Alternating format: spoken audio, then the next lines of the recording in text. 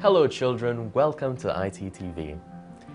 Now, in today's lesson, we start the beginning of Chapter 2, Travel and Adventure.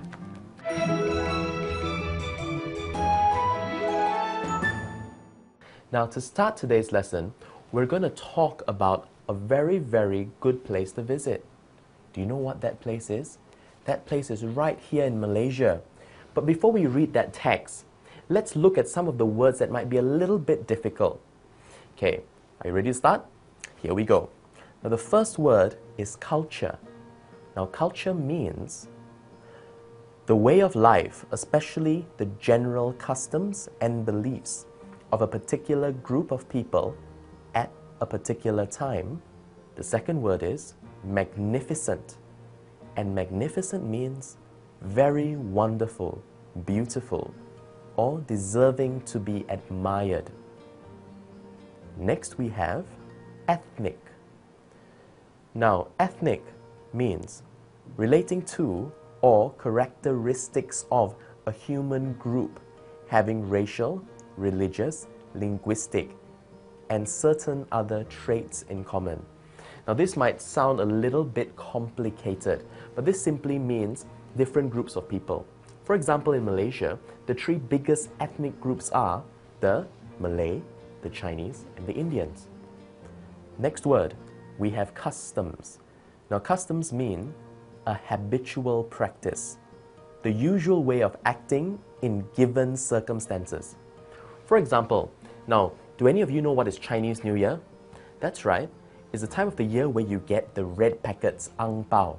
Now, it is a Chinese custom to give ang pao to children. Next, we have the word adventurous. Now, adventurous means daring or enterprising. Now, this is a person who likes to go out and look for adventure. And then we have the word flora and fauna.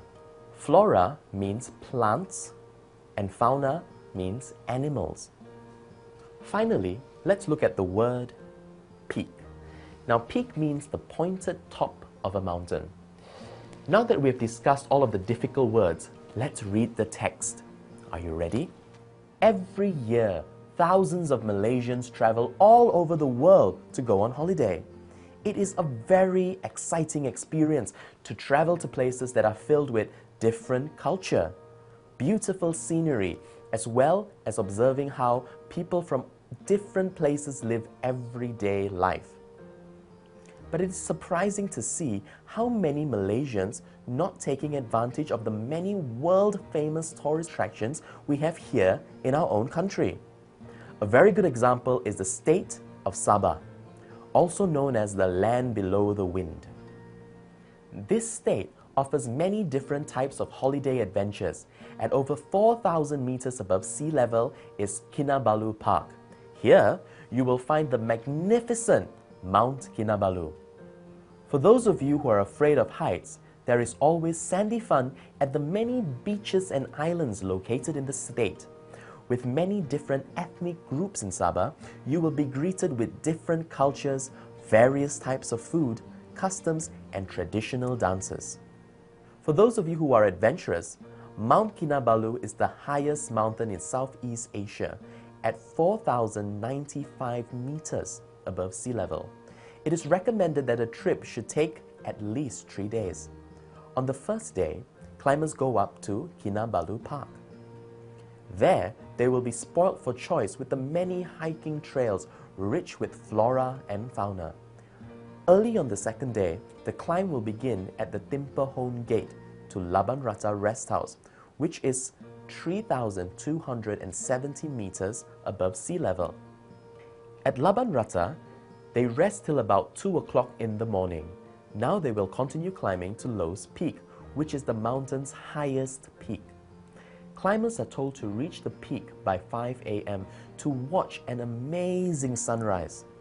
Climbers will then climb down to Laban Rata and continue down to the park.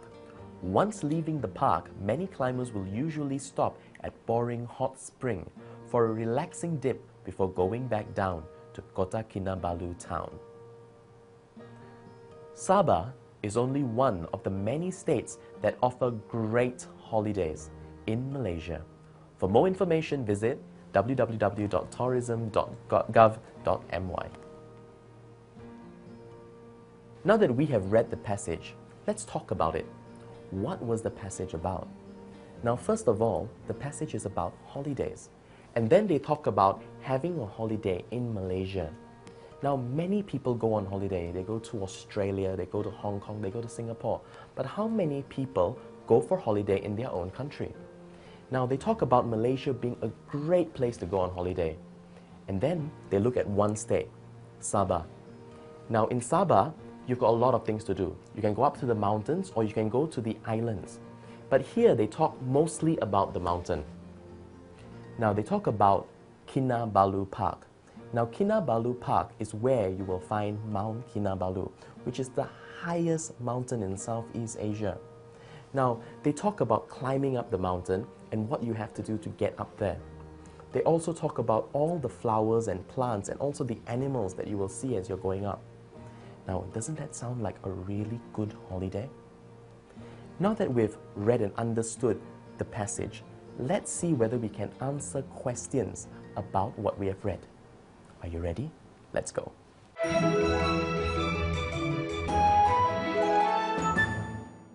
Let's read the instructions first. Based on the passage, please choose the correct answer for the questions below. Number 1.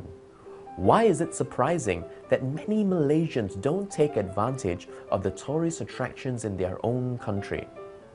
A. It is surprising because Malaysia is a world-famous tourist attraction. B. It is surprising because going on holiday is a lot of fun. C. It is surprising because Malaysians like going on holiday. Or D.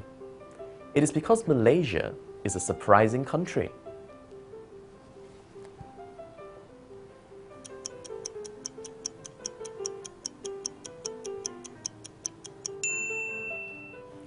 Question 2. What does offers holiday adventure at over 4,000 meters above sea level mean? A. Offer island holidays. B.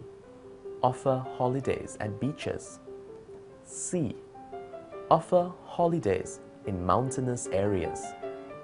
Or D. Offer holidays in the sea.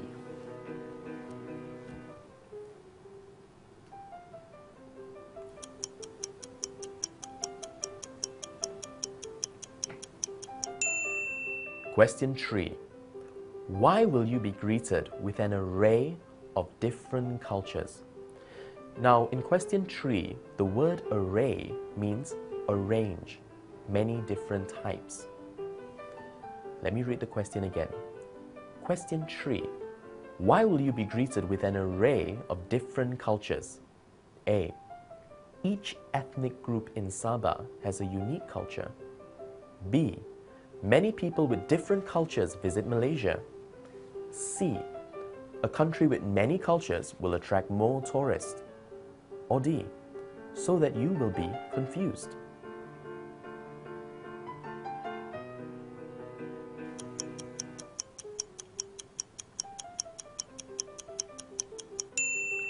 Question 4. Why do they recommend a 3-day trip if you want to climb Mount Kinabalu? A. It is cheaper to climb the mountain in 3 days. B. To watch a spectacular sunrise. C. To be able to take a relaxing dip at pouring hot spring. Or D. So you will have time to see the many attractions the park has to offer.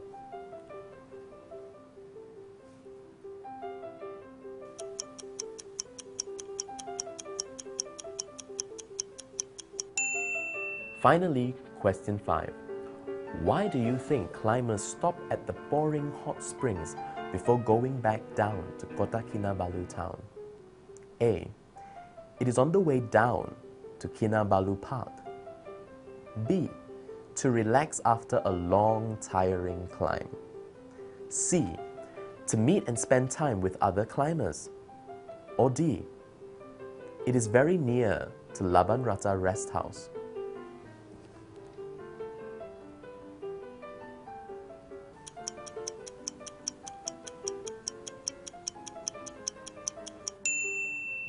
Okay guys, I hope you've gotten all your answers ready. Let's look at the answers to each question. Question 1. Why is it surprising that many Malaysians don't take advantage of the tourist attractions in their own country? Now the answer to this question is A. It is surprising because Malaysia is a world-famous tourist attraction. Now let's look at question 2. What does offers holiday adventure at over 4,000 meters above sea level mean? Now this means C. Offers holidays in mountainous areas. Now, have you ever been to the beach? Now imagine 4,000 meters above that level. So that's very high up. Let's look at question 3. Why will you be greeted with an array of different cultures? And the answer is A. Each ethnic group in Sabah has a unique culture. Now, if you ever get a chance to go to Sabah, you will see that they have many different ethnic groups. You will have the Kadazans, the Dusuns, and within those ethnic groups, you will have many sub-ethnic groups, which means smaller groups within a group. Question 4. Why do they recommend a 3-day trip if you want to climb Mount Kinabalu? And the answer is D. So you will have time to see the many attractions the park has to offer. Now you must remember that Mount Kinabalu is only one attraction. Kinabalu Park itself has got many different attractions.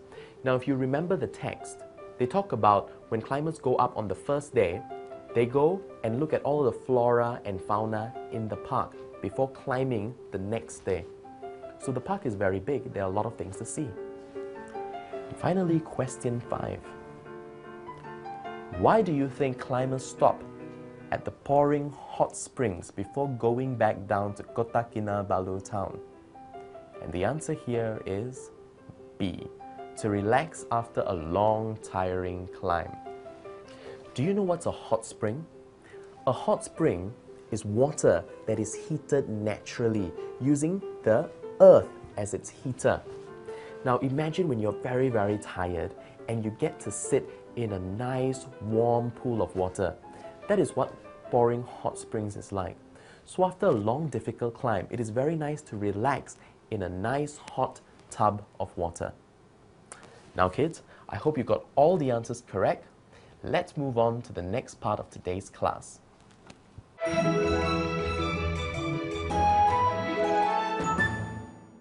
Okay kids, do you remember in the beginning of today's class, I introduced you to a variety of different words? Now what we're going to do now is we're going to use those words to fill in the blanks. Are you ready to go? Let's start. Use the words given to complete the sentences.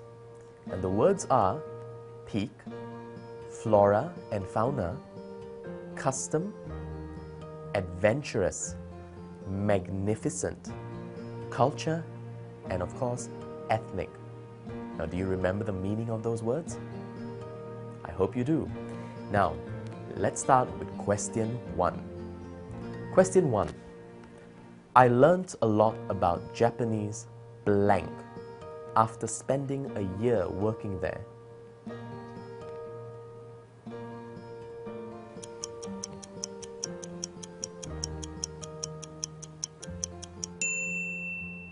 Question 2. Anita is a blank musician. She started performing at concerts at the age of 4.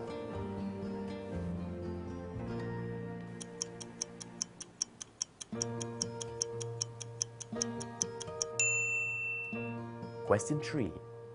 There are many blank groups in Malaysia.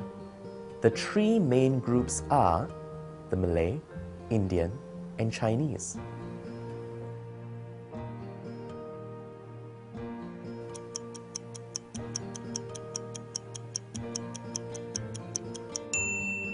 Question 4.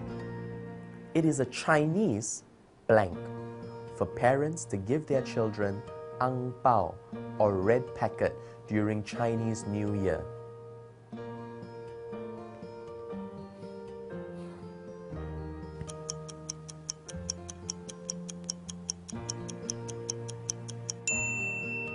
Question 5. Ali is very blank. Last week, he went to the national park for a camping trip.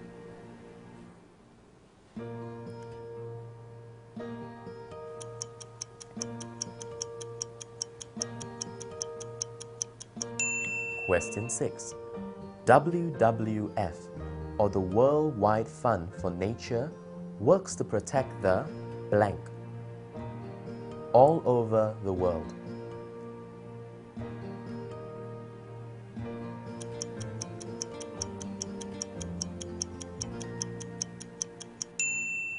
And question 7. The highest point of a mountain is called the blank.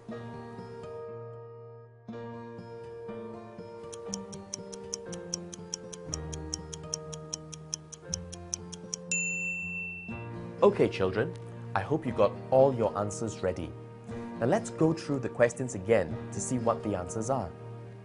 Question 1. I learned a lot about Japanese blank after spending a year working there. And the answer is culture. I learned a lot about Japanese culture after spending a year working there. So this person, after spending a year in Japan, has learned a lot about the way people in Japan live. Let's go to number 2. Anita is a blank musician. She started performing at concerts at the age of 4. And the answer is magnificent. Now remember, magnificent means wonderful. So Anita is a magnificent musician. She started performing at concerts at the age of 4. So imagine someone who can perform in a concert at just 4 years old. Now this person must be a really wonderful or magnificent musician. Let's go to number 3. There are many blank groups in Malaysia. The 3 main groups are the Malay, Indian, and Chinese. And the answer is ethnic. There are many ethnic groups in Malaysia. The 3 main groups are the Malay, Indian, and Chinese. Now remember, we spoke about ethnic groups. Now, the 3 biggest ethnic groups would be the Malay, the Indian, and the Chinese. But remember, we were talking about Sabah, and remember, in Sabah, there are many sub-ethnic groups. So there are smaller ethnic groups in Sabah. So it's not just the 3, there are many ethnic groups in Malaysia. Let's look at 4. It is a Chinese blank for parents to give their children ang pao or red packets during Chinese New Year. And the answer is custom. It is a Chinese custom for parents to give their children ang pao or red packets during Chinese New Year. Now, custom means something that is done over and over again, something that has become very traditional. And giving red packets or ang pao during Chinese New Year is a custom. Let's move on to 5. Ali is very blank. Last week he went to the national park for a camping trip. The answer is adventurous. Ali is very adventurous. Last week he went to the national park for a camping trip. So this shows us that Ali is a very daring person. He likes to go on looking for adventure. Number 6. WWF, or the Worldwide Fund for Nature, works to protect the blank all over the world. The answer is flora and fauna. WWF, or the Worldwide Fund for Nature, works to protect the flora and fauna all over the world. So this organization works to protect the plants and animals all over the world. Flora meaning plant and fauna meaning animals. And finally, number 7, the highest point of a mountain is called the, you guessed it, peak. The highest point of a mountain is called the peak.